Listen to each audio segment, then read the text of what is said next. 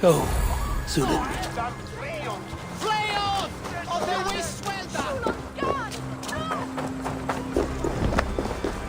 It seems Alderman Bierstan has made this ruin his longhouse.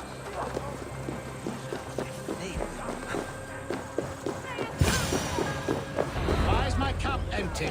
Perhaps because you have dropped... Lord, Ah, a heroic-looking Dane in our midst. I'm looking for Bierstan, the Alderman of the Shire.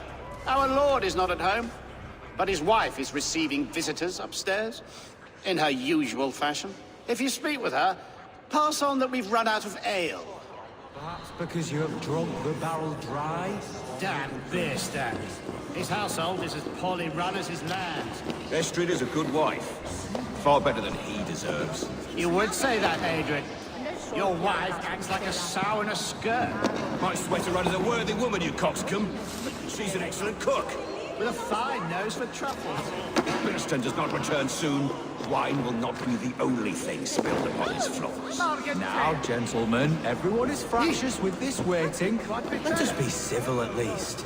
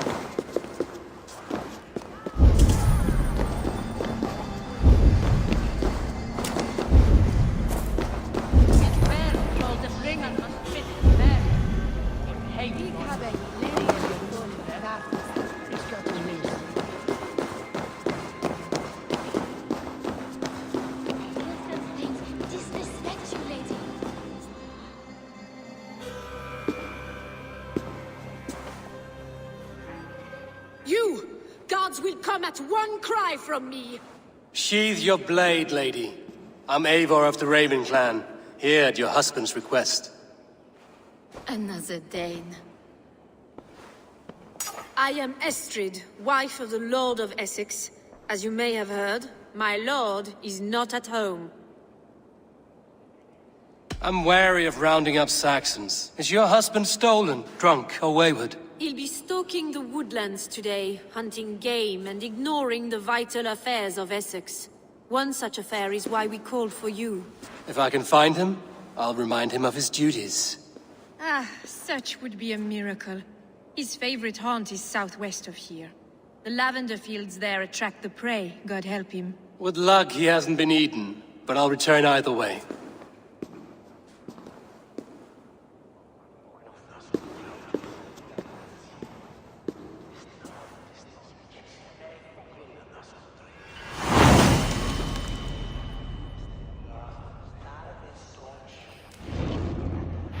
Patience is a godly virtue, Adrian. Even the saints were tired of waiting for Bierstan to hang up his phone. We must discuss this. Utlagan en feilatet hinne. Bone was the bishop's Sutana.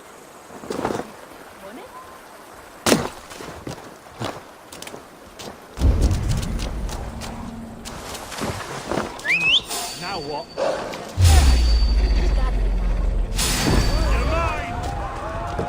Sure! That way, Motan Seilan.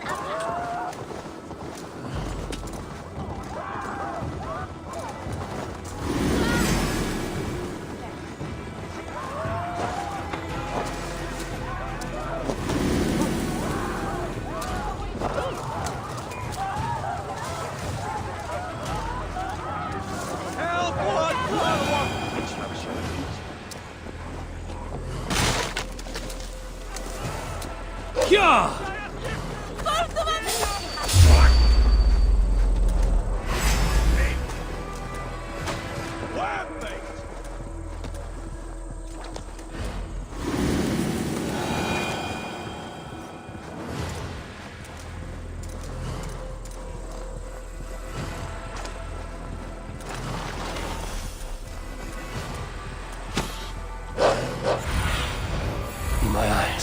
Hunting is a fine sport, but I hope the alderman has not become the prey.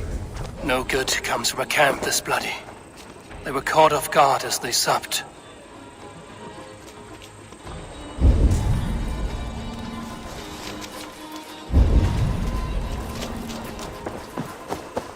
The remains of the hunting party. This one was savaged by a large animal.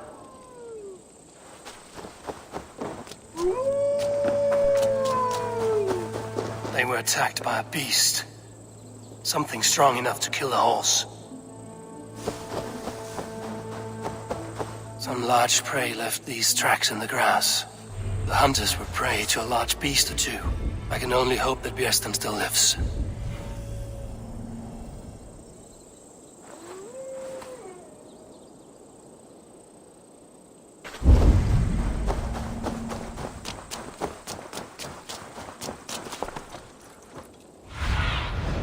Show me what lies ahead. Yeah!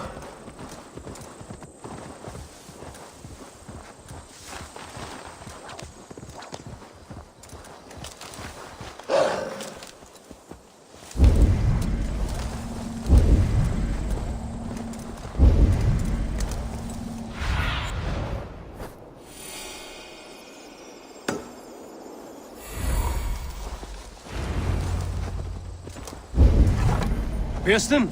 Ready your weapon, or accept your fate as a feast for bears.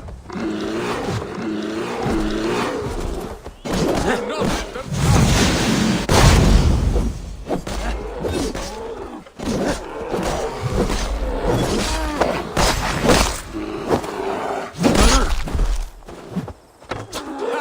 We'll fight to the death, worthy one.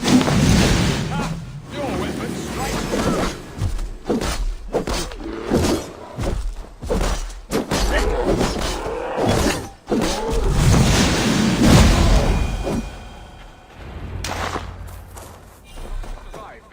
Without you.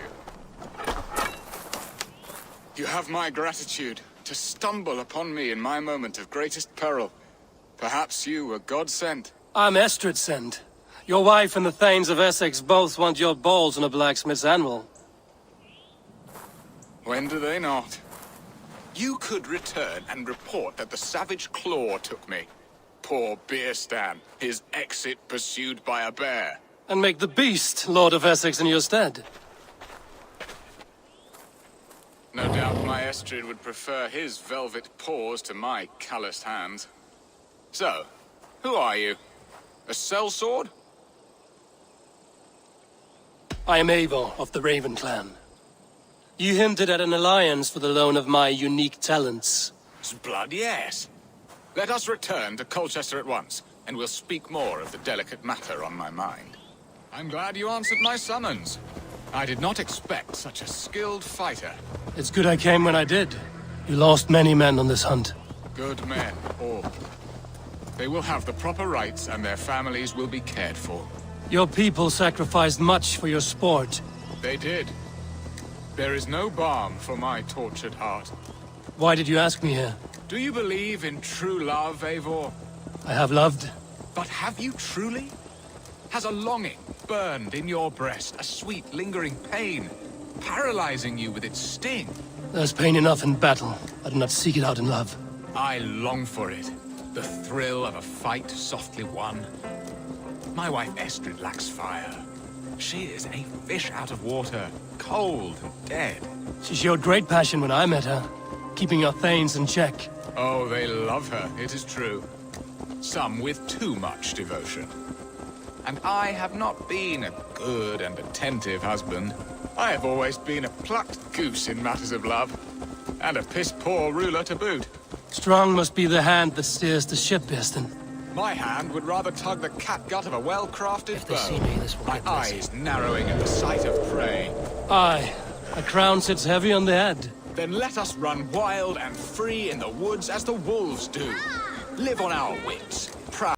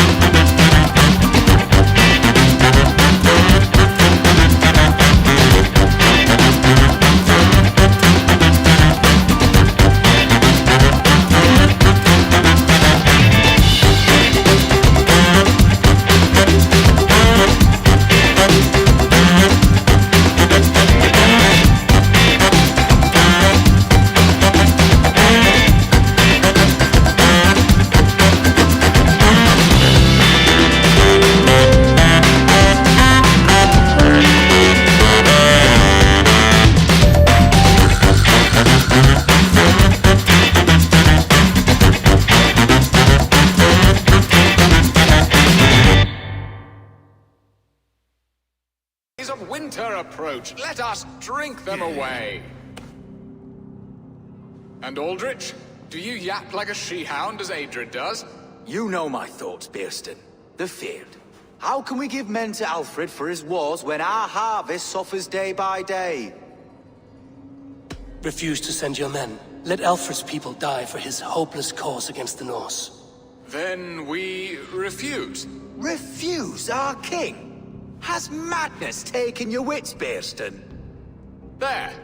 Have I not answered all your questions? You are a stain on this shire, Beerstan. Useless. Useless. That's right. Yet still you haunt my hall. Be gone. I haven't time for your squabbling.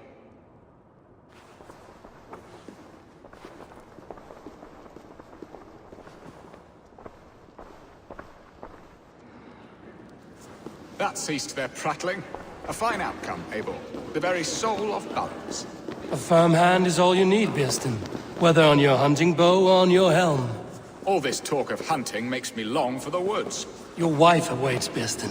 Aren't you worried some other man will drench your sheets with his sweat? Ha! She does as she must. As do I. But you will discover this soon enough.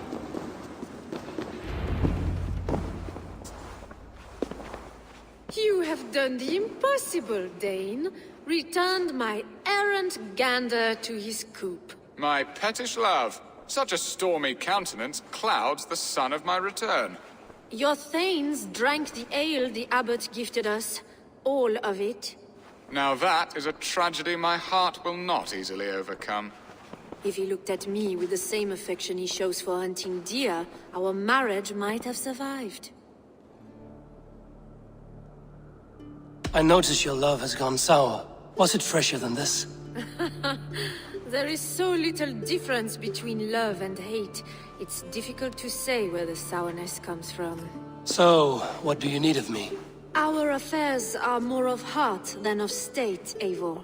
What little passion there was between us faded into bickering long ago. We would have our freedom, Eivor. I from my wife, and my wife from Essex. I'm too sharp a weapon for so soft a task. Why not part and be done with it? Oh, were I a Dane, and divorce as simple as a slit throat. But it's not so easy as that. Does your god not allow husband and wife to part? Our god? Our king? There is much standing in the way of a joyous uncoupling. Ours was an arranged marriage, a political need, and not easily broken. Explain yourselves, clear and plain, and I will do it. The poetry here is mind mud. We had a plan, a simple plan. A woman lost and a woman found. Some time ago, we paid a Dane to kidnap me and ferry me safely to Francia. As you can see, he did not deliver. He was certainly thorough in other regards.